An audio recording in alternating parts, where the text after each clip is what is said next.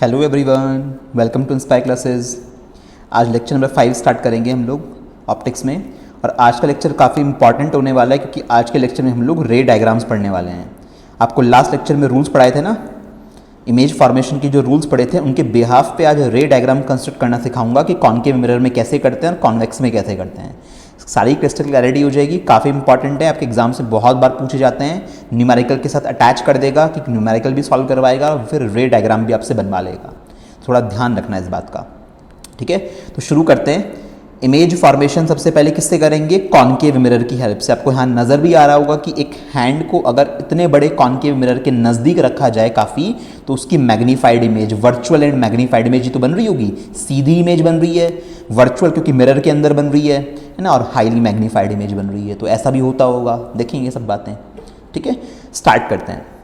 तो image formation by concave mirror. अगर concave mirror से इमेज फॉर्म कर रहा हूं तो 6 केसेस बनेंगे टोटल। याद रखना, कॉनकेव मिरर से इमेज फॉर्मेशन में 6 पॉसिबल केसेस होते हैं।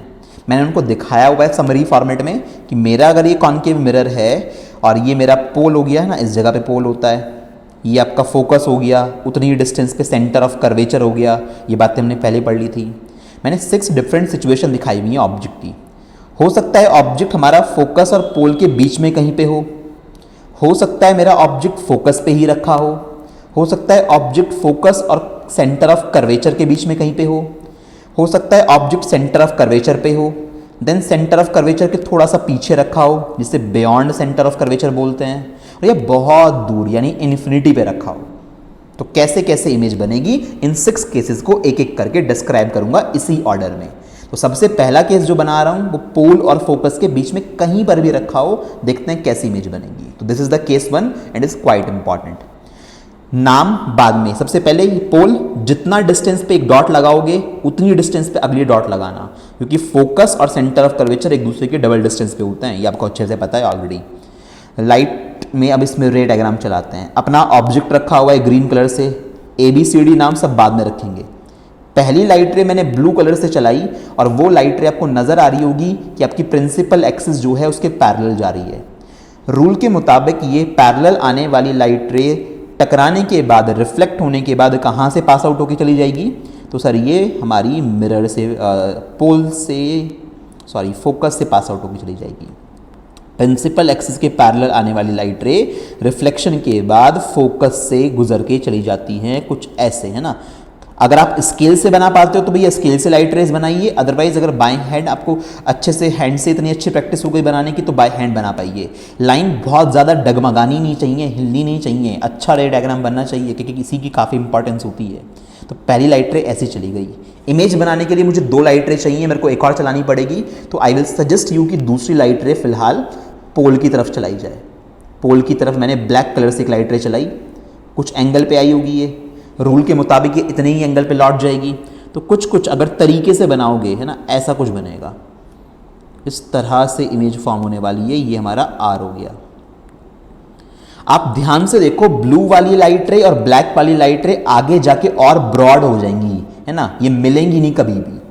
तो पीछे की तरफ इसको बैक ट्रैक कराना पड़ेगा, यानी आगे तो मिरर के आगे तो ये कभी भी इंटरसेक्ट नहीं होंगी, यानी कभी रियल इमेज नहीं बनेगी। तो हम क्या करते हैं, ऐसे केस में बैक ट्रेसिंग करते हैं, है ना, ऐसे केस में बैक ट्रेसिंग करते हैं। इस तरह से कुछ बैक ट्रेसिंग की जा सकती है। इसको पीछे की तरफ बैक ट्रेस करो, इसी को भी पीछे की तरफ, इसी के अलॉन्ग करना हो, तो ऐसा ना हो ये पीछे जाते जाते तुम्हारी मुड़ जाए। काफ़ी बच्चे देखो ऐसा कर देते हैं, यूँ जबरदस्ती, पता नहीं कैसे यूँ कर देंगे। अब मुझे बताओ, तुमने ये ब्लैक वाली लाइट रे गलत नहीं बना दी? ये ब्लैक वाली लाइट रे तुमने ऐसे कैसे ट्रेस कर दी? इसके पीछे पीछे लेके जानी थी तुमने तो यहाँ मिला दिया, ऐसे मोड़ दिया, तो ये गलत हो गया ना। तो ध्यान रखना इस बात का, ऐसे नहीं किया करते। तो क्या करेंगे, इसको सही से ट्रेस करो, है ना, जिस रास्ते पे है उसी रास्ते पे पीछे लेके जाओ। कहीं ना कहीं जाके ज़रूर ये मिल जाएंगे आपस में, और जहाँ मिलेंगे उसी पॉइंट से हम लोग एक ऐसे लाइन ड्रॉ कर देंगे। ठीक है भाई, इस तरह से हो जाएगा काम।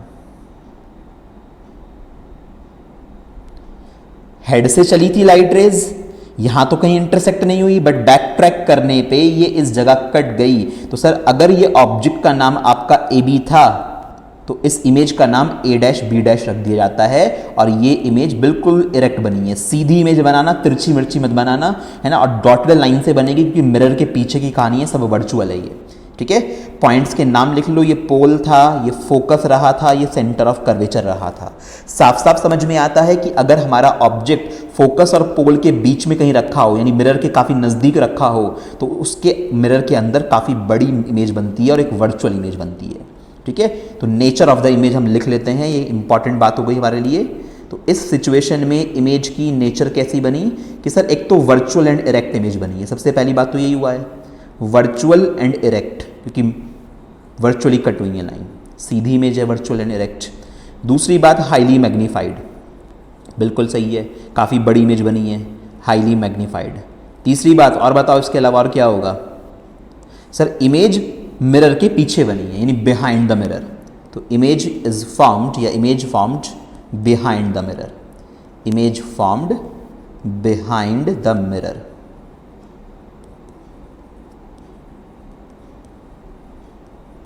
ठीक है ना, ऐसे होगा हमारे पास पूरी बातें।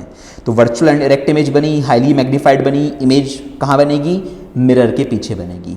एक बात आपको और बता दूं, इसका फायदा उठाया जाता है इस बात का कि कॉनकेव मिरर के नज़दीक अगर ऑब्जेक्ट रखा जाए उसके पास तो बड़ी इमेज बनाता है। तो इस वजह से हम लोग अपने इस कॉनकेव मिरर को हम as a dentist mirror use करते हैं। डेंटिस्ट आपके दांतों की बड़ी बड़ी इमेज देखने के लिए यूज़ करता है। तो एक क्वेश्चन ऐसे बन सकता है कि which type of mirror is used as the dentist mirror, justify with the help of a ray diagram. तो डेंटिस्ट मिरर की तरह हमारा कॉनकेव मिरर यूज़ किया जाता है और आपको फिर ये वाला रे डायग्राम बना के जस्टिफाई करना पड़ेगा, क्योंकि इस रे डायग्राम में समझ में आता है कि ऑब्जेक्ट की हाईली मैग्नीफाइड एक वर्चुअल इमेज बन पाई है। तो जस्टिफिकेशन मांग सकते हैं, कभी भी रे डायग्राम बनाना पड़ जाता है। तो डेंटिस्ट मिरर की तरह, शेविंग मिरर की तरह अच्छी खासी शेव बनाने के लिए तुम्हारे जो फेस पे बाल हैं वो अच्छे से दिखाई देंगे ना, तो बढ़िया शेव बन पाएगी। या मेकअप मिरर की तरह, इन सब की तरह यूज़ क्यों करते हैं इसको, क्योंकि इस फर्स्ट वाले केस की वजह से, क्योंकि ये ऐसी प्रॉपर्टी शो करता है, ऑब्जेक्ट को नज़दीक रखोगे मिरर के काफ़ी तो हाईली मैग्नीफाइड इमेज तुम्हें नजर आएगी, इस पर्पज से ऐसा होता है।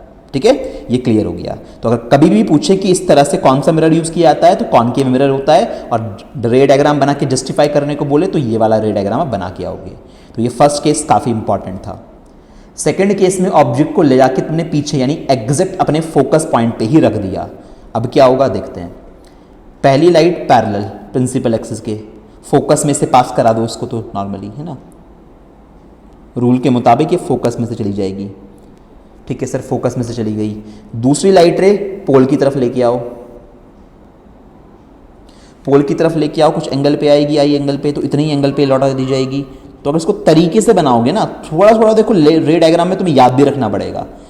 अगर इसको तरीके से बनाओगे तो भैया ये वाली लाइट रे पहले वाली के पैरेलल आती हैं, दीज आर पैरेलल रेज। अगर पैरेलल रेज हैं तो इनको बैक ट्रैक करने का कोई लॉजिक नहीं है, क्योंकि पैरेलल रेज इधर भी नहीं कट होंगी कभी भी, है ना। तो पैरेलल रेज फिर कहाँ जाके मिलेंगी, ऐसे नीचे की तरफ आ रही है, कहाँ जाके मिलेंगी, वी डोंट नो। अब जब हमें नहीं पता इस बात को, तो हम क्या यूज़ करते हैं ऑप्टिक्स में उस चीज़ के लिए, इन्फिनिटी, कि भैया ये कभी जाके इन्फिनिटी पे मिली होंगी, हमें नहीं पता इसके बारे में, है ना। कभी भी जाके मिली होंगी कहीं पे, मान लो यहाँ कहीं मिली होंगी, तो उसकी किस तरह से इमेज बनेगी, ऐसे, है ना, नीचे हेड बनेगा ना, तो उल्टी इमेज बनेगी कभी भी, जब भी बनेगी उल्टी इमेज बनेगी, मैग्नीफाइड बड़ी सी इमेज है ना, ऑब्जेक्ट की कंपैरिजन में तो कितनी बड़ी इमेज नजर आ रही है, बड़ी सी इमेज बनेगी। ठीक है, तो रियल एंड इन्वर्टेड इमेज बनना शुरू हो जाएगी। हम इमेज बना के दिखा नहीं सकते क्योंकि ये पैरेलल रेज हैं, आई डोंट नो कहाँ पे जाके इंटरसेक्ट होंगी, मैं कोई पॉइंट डिफाइन नहीं कर सकता, मैं बस इस चीज़ को अपने मन में अंडरस्टैंड कर सकता हूँ कि ऐसा कुछ हुआ होगा। ठीक है, तो ये चीज़ मेरे पास समझ में आ गई, इन्फिनिटी पे बनी है। पॉइंट्स के नाम लिख दो, ये पी पोल हो गया, ये फोकस था, ये सेंटर ऑफ कर्वेचर था, ये मेरा ऑब्जेक्ट था ए बी, इमेज को दिखाने की ज़रूरत नहीं होती है। ठीक है, बस सारे पॉइंट्स हमारे पास क्लियर हो गए। तो क्या क्या हुआ यहाँ पे, इस चीज़ को लिख लेते हैं कि sir nature of the image लिखवा दो एक बार। तो नेचर ऑफ इमेज, अगर ऑब्जेक्ट फोकस पे रखा है तो आपने देखा कि सर एक तो हमारी इमेज अब वर्चुअल नहीं रह गई क्योंकि पीछे कुछ बैक ट्रैक नहीं करना पड़ा, है ना। Real and inverted image, real and inverted image जो कहीं बहुत दूर इन्फिनिटी पे बनेगी। हाईली मैग्नीफाइड है इमेज, अभी भी बड़ी इमेज बनेगी कभी भी नीचे की तरफ जाके, हाईली मैग्नीफाइड। तीसरी चीज़ क्या होगी, वो इमेज कहाँ है, वो इमेज इन्फिनिटी पे बनेगी, इमेज फॉर्म्ड एट इन्फिनिटी। ये बात क्लियर हो गई, ठीक है।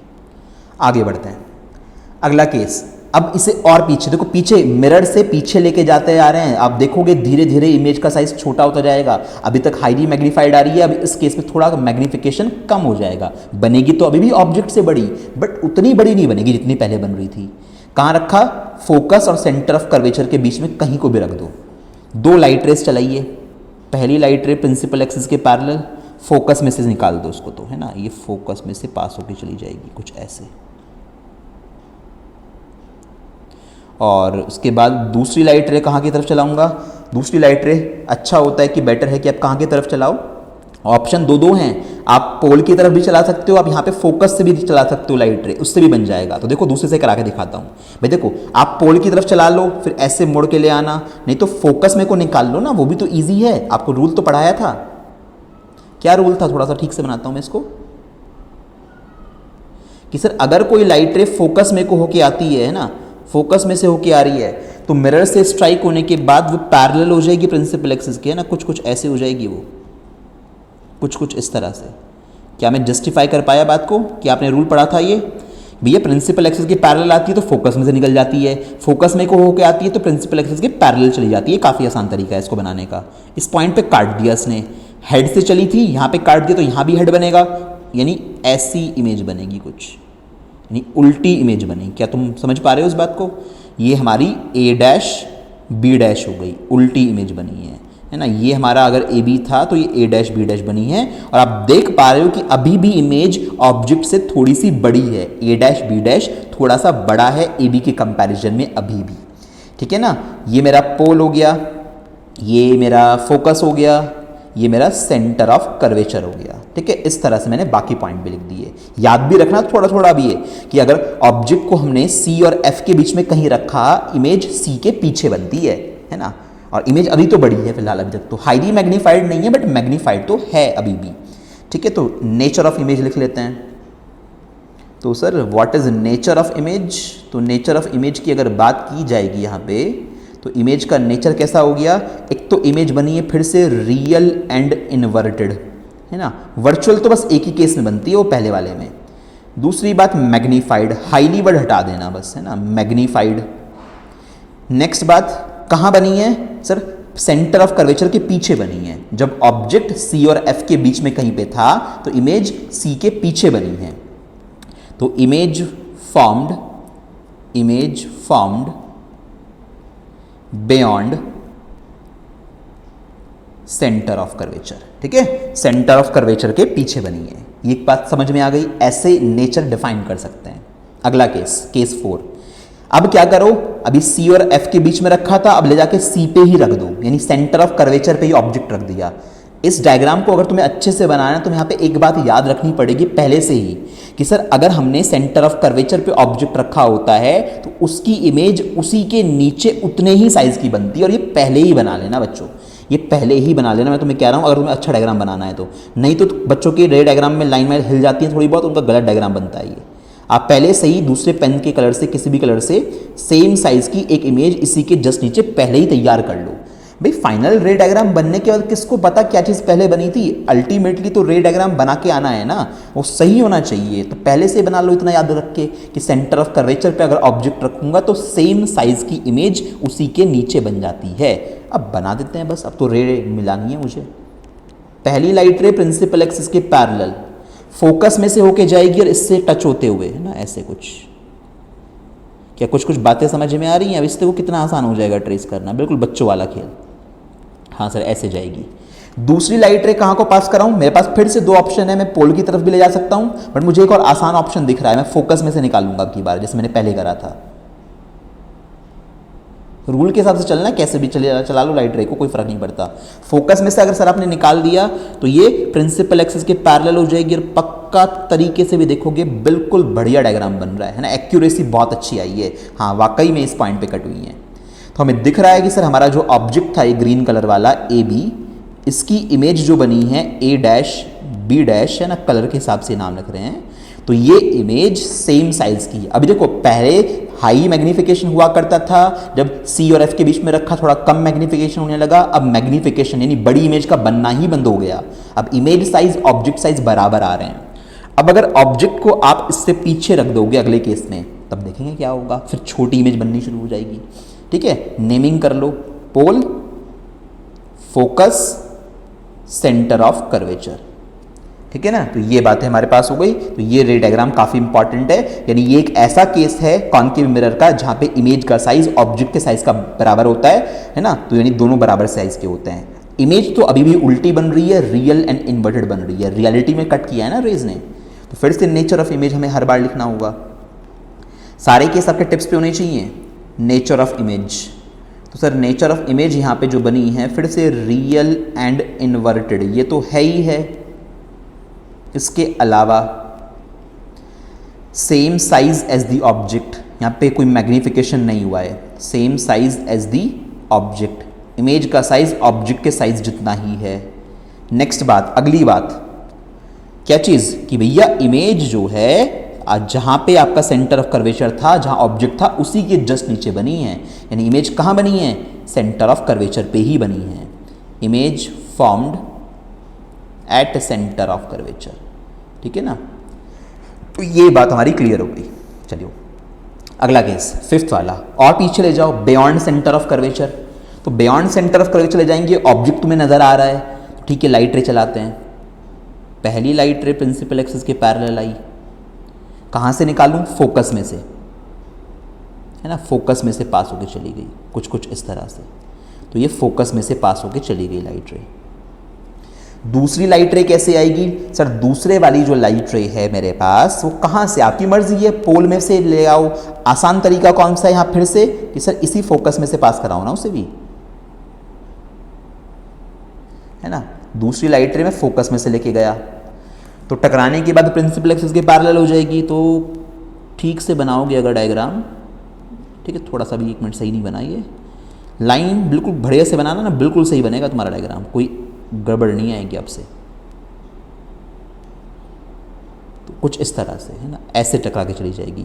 ध्यान से देखो, ब्लू वाली लाइट रे प्रिंसिपल एक्सिस के पैरेलल फोकस में को चली गई, ब्लैक वाली लाइट रे फोकस में को होके आई तो प्रिंसिपल एक्सिस के पैरेलल हो गई। इन्होंने यहां कट कर दिया, इस जगह काट दिया, तो यहां इमेज बन जाएगी।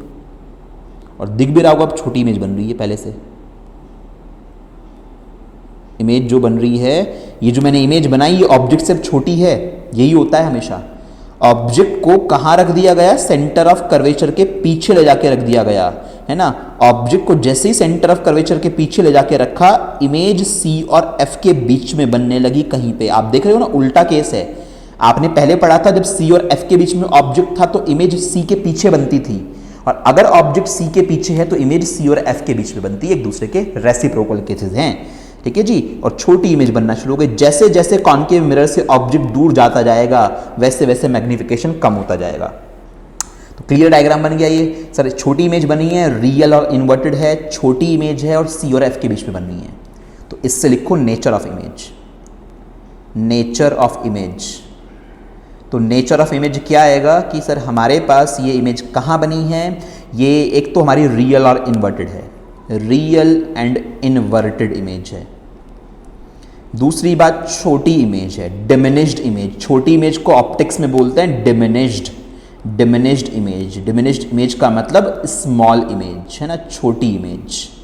डिमिनिश्ड वर्ड का मतलब स्मॉलर होता है। इसके अलावा कहाँ बनी है इमेज, सर सी और एफ के बीच में बनी है। Image formed between centre of curvature and focus, कहीं इसके बीच में बनी है, देख लो जाके। हाँ सर, सी और एफ के बीच में बनी है। ऑब्जेक्ट सी से पीछे गया, इमेज सी और एफ के बीच में आ गई, यानी ऑब्जेक्ट पीछे जाता जा रहा है, इमेज नजदीक आती जा रही है, कुछ ऐसा हो रहा है ना, और छोटी होती जा रही है इमेज। 5 केस हो गए। अब लास्ट केस में ऑब्जेक्ट बहुत दूर रखा होगा, एट इन्फिनिटी रखा होगा। Last case, when the object is kept at infinity. Sir infinity पे रखा हुआ ऑब्जेक्ट कैसे दिखाते हैं, बहुत दूर ऑब्जेक्ट इन्फिनिटी पे होता है तो लगभग ऐसे डॉटेड लाइन से ऐसे दिखा देते हैं ना, बड़ा सा ऑब्जेक्ट बना के रखा होगा कहीं ऐसे इन्फिनिटी पे, तो ये एट इन्फिनिटी पे रखा हुआ ऑब्जेक्ट है ना, कुछ ऐसे बहुत दूर दिखा दिया। इन्फिनिटी पे रखे हुए ऑब्जेक्ट से जो लाइट रेज आती हैं, जो अज्यूम की जाती है, वो पैरेलल लाइट रेज अज्यूम की जाती हैं। तो ये लाइट रे कैसी आई, पैरेलल, है ना। एक लाइट रे और लेके आओ पैरेलल, थोड़ी सी अच्छी सी कुछ ज़्यादा लाइट रेज ले आना, ठीक है, और एक और लाइट रे लेके आओ पैरेलल। सारी लाइट रेज प्रिंसिपल एक्सिस के पैरेलल लेके आना। ये सब पे एरो बनाने पड़ेंगे। ये सारी लाइट रेज इसके अलॉन्ग भी आई होगी, रेड वाली लाइन के अलॉन्ग भी लाइट रे आई होगी। सारी की सारी लाइट रेज पैरेलल हैं, तो मतलब ये बहुत दूर प्रेजेंट किसी ऑब्जेक्ट से आ रही हैं, यानी they are coming from infinity. These are parallel rays. कहाँ से आ रही हैं? इन्फिनिटी से आ रही हैं। आके टकराई मिरर पे। आपने पढ़ा था कॉन्केव मिरर की प्रॉपर्टी में कि ये सब ऐसी पैरेलल रेज को अपने फोकस पे कन्वर्ट कर देगा। सारी रेज पैरेलल है ना, तो सारी की सारी आपकी कहाँ पहुँच जाएंगी? फोकस पे जाके मर्ज हो जाएंगी। एरो का ख्याल रखना कि एरो की डायरेक्शन में कैसे दिखाऊंगा, ठीक है। सब पे आपको साफ साफ नजर आ जाएगा कि हाँ वाकई में ऐसा ही हो रहा है।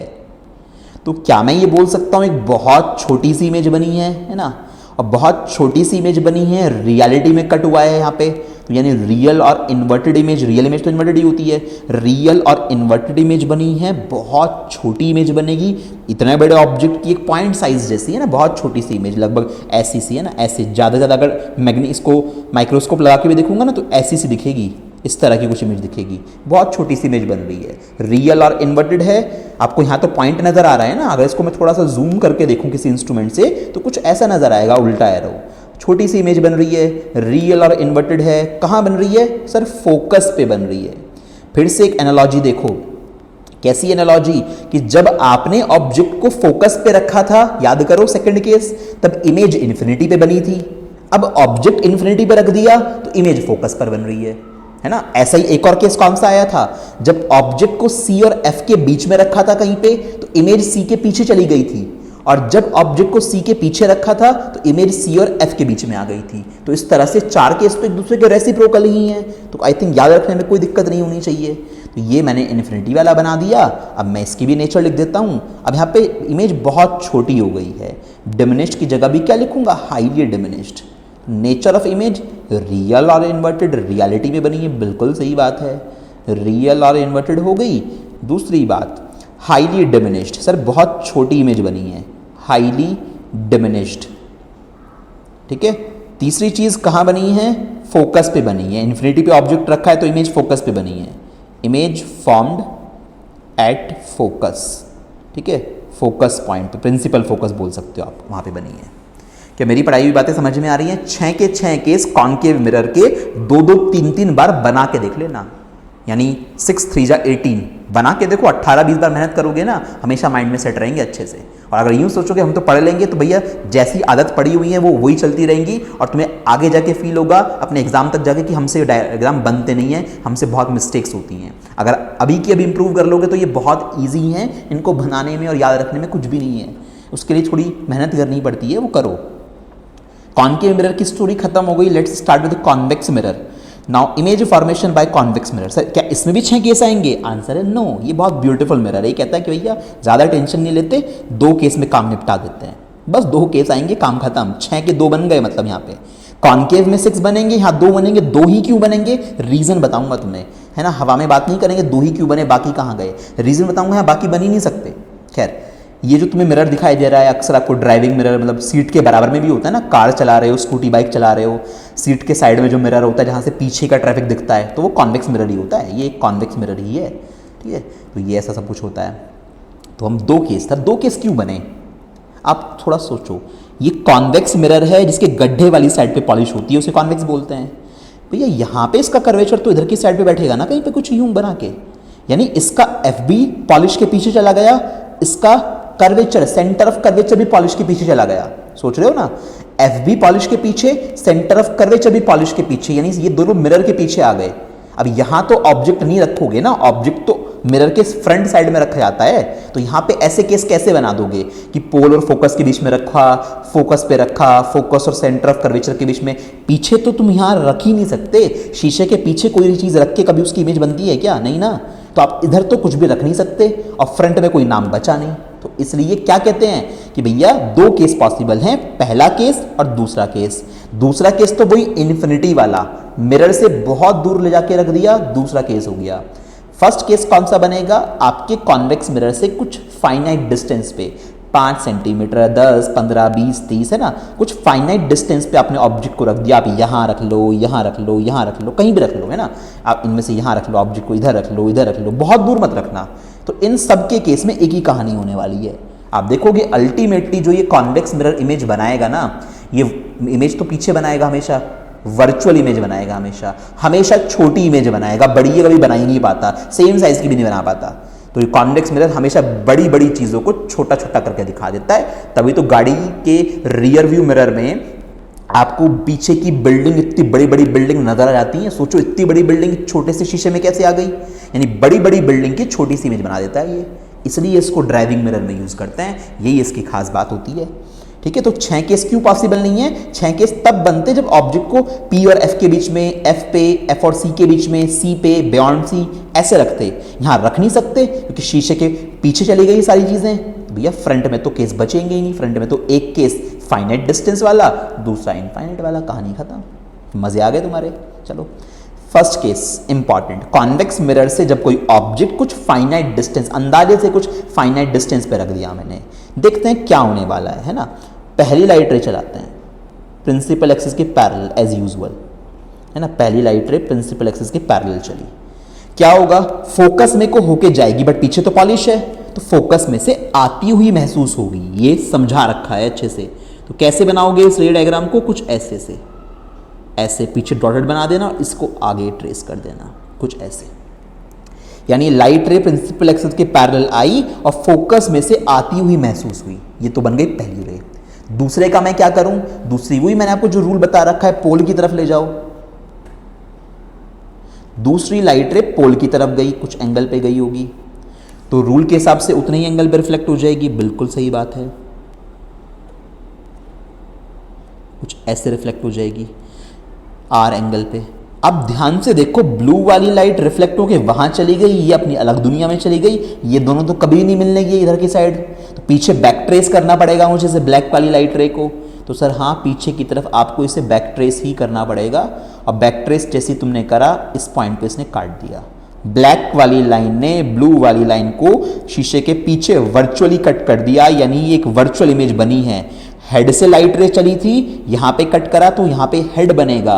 उसका मतलब बच्चों ऐसी सी कुछ इमेज बनेगी, ऊपर हेड और नीचे टेल। क्या ये छोटी सी इमेज है या नहीं है?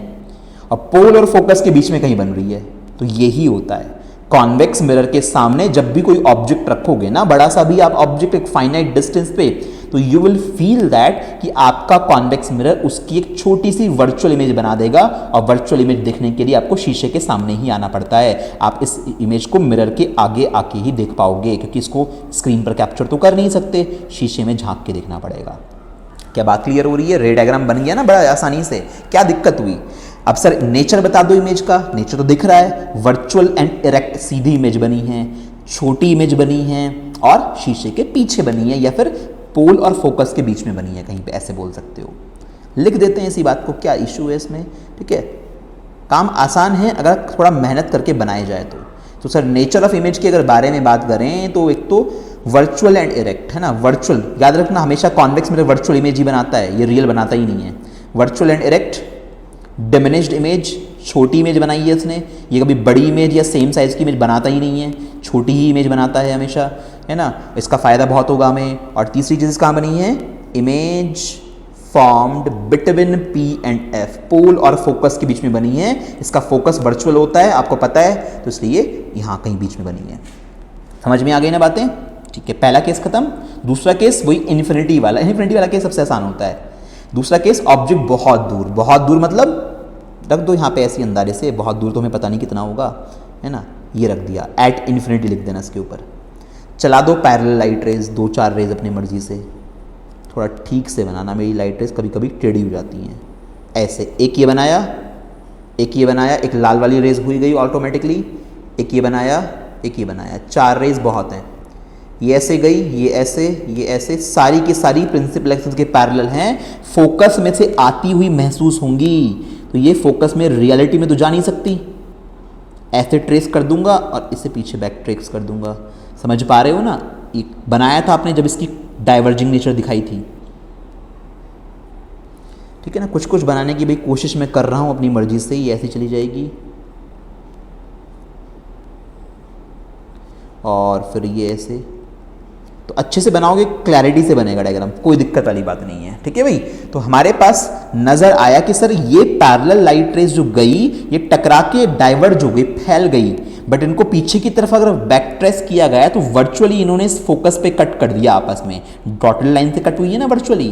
तो यानी हाँ, इनकी एक वर्चुअल, एक बहुत छोटी सी वर्चुअल इमेज पीछे क्रिएट होगी शीशे के पीछे। ठीक है, तो साफ साफ नजर आ रहा है इतने बड़े ऑब्जेक्ट की पॉइंट साइज जैसी इमेज क्रिएट हो गई। तो वर्चुअल एंड इरेक्ट इमेज बनी है, बहुत छोटी इमेज बनी है और फोकस पे बनी है। ये रूल तो तुम्हें बहुत सही समझ में आ रहे होंगे कि इन्फिनिटी पे ऑब्जेक्ट होता है तो इमेज फोकस पे बनती है, फोकस पे ऑब्जेक्ट होता है कभी तो इमेज इन्फिनिटी पे बनती है। बट कॉन्वेक्स मिरर के केस में मैं फोकस पे ऑब्जेक्ट कैसे रख सकता हूं? फोकस तो शीशे के पीछे है, तो वहां तो आप ऑब्जेक्ट को रख ही नहीं सकते, बट कॉन्केव में कर सकते थे और हमने किया भी था ऐसा।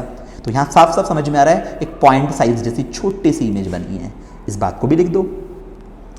नेचर ऑफ इमेज, तो भैया कॉन्वेक्स मिरर के दो ही केस बन पाते हैं, रीजन समझ में आ गया। वर्चुअल एंड इरेक्ट, फिर से देख रहे हो ना, वर्चुअल इमेज बना रहा है क्योंकि पीछे बन रही है इमेज शीशे के। Virtual and erect, highly diminished, बहुत छोटी इमेज बन रही है, पॉइंट साइज जैसी सी कुछ कुछ, हाईली डिमिनिश्ड। और अगली बात क्या होगी, इमेज कहाँ बन रही है? फोकस पे, उसके वर्चुअल फोकस पे। Image formed at focus of mirror, है ना, एट फोकस ऑफ मिरर। इस इमेज को कैसे देखूंगा, क्योंकि ये वर्चुअल है, शीशे में झांक के। आपको शीशे के आगे आना पड़ेगा इसको देखने के लिए, नहीं तो तुम्हें कुछ नजर नहीं आएगा, स्क्रीन पे तुम इसे कैप्चर नहीं करवा सकते। तो आई होप मैंने आपको सारे रे डायग्राम अच्छे से समझा दिए हैं आज। तो बच्चों टोटल 8 रे डायग्राम क्लियर कराए हैं और इनके ऊपर ही सब कुछ चलेगा। जिसको ये 8 रे डायग्राम आते हैं वो रिफ्लेक्शन वाले पार्ट में मास्टर है अच्छे से। रिफ्लेक्शन वाले पार्ट की बात कर रहा हूँ, रिफ्रैक्शन तो जो अगला पार्ट है तो शुरू ही नहीं करा अभी तक। जिसको 8 रे डायग्राम आते हैं और वो आगे जब मैं आपको मैग्निफिकेशन, मिरर फॉर्मूला ये बढ़ाऊंगा आगे और फिर न्यूमेरिकल करवाऊंगा तो आपके बड़े आसानी से आप देखोगे कि क्वेश्चंस यूं ही आसानी से सॉल्व हो जाते हैं। क्योंकि एक तो रे डायग्राम बहुत स्ट्रांग है हमारे, हमें फॉर्मूला अप्लाई करके कैलकुलेशन अच्छे से करनी आती है, तुम बहुत ईजिली ऑप्टिक्स पढ़ लेते हैं। ठीक है, तो प्रैक्टिस कर लेना, मल्टीपल टाइम बना के देखने पड़ेंगे। रे डायग्राम पे मेहनत नहीं करी तो बहुत प्रॉब्लम होगी, क्योंकि आप ये भी मान के चलना, आपने जैसे ये 8 रे डायग्राम मिरर में बनाए हैं ना, ऐसे ही 8 रे डायग्राम आप लेंसेज में भी बनाओगे। बस फर्क इतना होगा कि कॉनकेव मिरर के 6 डायग्राम आए हैं, वहां कॉन्वेक्स लेंस के 6 डायग्राम आएंगे। यहां पे कॉन्वेक्स मिरर के 2 डायग्राम आए हैं, वहां पे कॉनकेव लेंस के 2 डायग्राम आएंगे। यानी मिरर और लेंस की कहानी एक्सचेंज हो जाती है आपस में। जो यहां कॉनकेव के लिए था वो वहां कॉन्वेक्स के लिए होता है, जो यहां कॉन्वेक्स के लिए था वो वहां कॉनकेव के लिए होता है। तो स्टोरियां बदल जाएंगी, इसलिए इस स्टोरी को स्ट्रांगली पकड़ के अच्छे से यूटिलाइज कर लेना। ठीक है, क्वेश्चंस हो जाएंगे अपना आप, अगर रे डायग्राम अच्छे हैं तो आपके। तो नेक्स्ट लेक्चर में मिलेंगे अब इसके बाद।